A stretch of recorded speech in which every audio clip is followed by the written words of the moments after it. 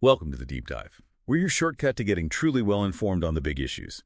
Today, we are plunging headfirst into something huge, AI, automation, and the future of work. You hear so much noise about it, right? Robots taking jobs, the usual stuff. But we've been digging through research from, the big names, OECD, World Economic Forum, McKinsey, Goldman Sachs.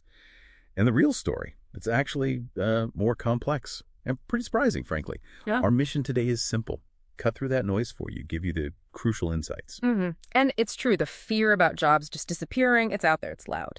But when you look at these sources together, the main theme isn't really destruction, it's job transformation. The World Economic Forum, for instance, they project, by 2030, about 170 million new roles globally. Now, that's offset by maybe 92 million displaced roles. So yeah, a net positive, but that's still a massive, massive disruption in the kind of work people are doing. Huge shift. Okay, a net positive, but hugely disruptive.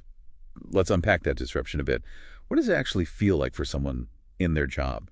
How does AI change things day to day if it's not just gone? That's the key question, really. It's not usually the whole job disappearing overnight. It's about specific tasks within the job. McKinsey had a great insight on this. They found less than 5% of occupations can be fully automated right now. But, and this is the kicker, around 60% of all jobs have at least 30% of their tasks that could be automated. Wow, 60%. Okay.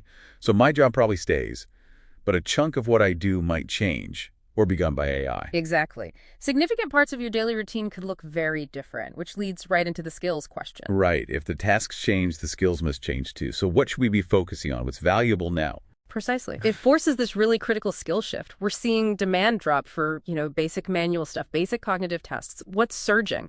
Well, advanced tech skills, obviously, knowing how to work with these AI tools, but also, maybe even more importantly, those human skills, social emotional intelligence, communication, empathy, teamwork, and higher level thinking.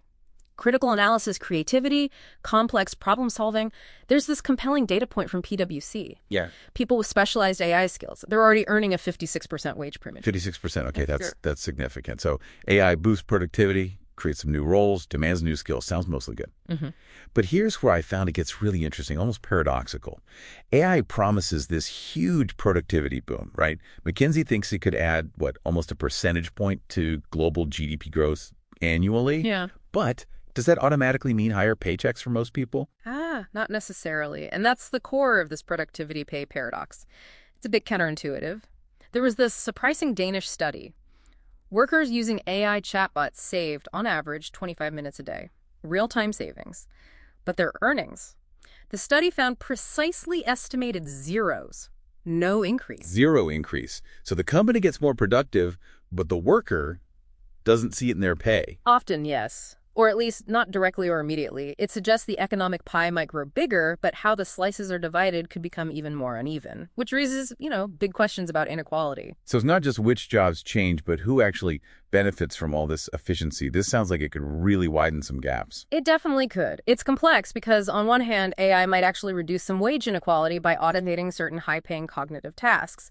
But simultaneously, it looks poised to significantly increase wealth inequality. The gains seem to flow disproportionately to capital owners, the investors, the companies developing the tech, rather than broadly to labor. So without some careful thought or policy, the wealth gap could widen quite a bit. Okay, so we have these huge potential shifts, paradoxes, inequality concerns, and you'd think companies would be adopting AI like crazy.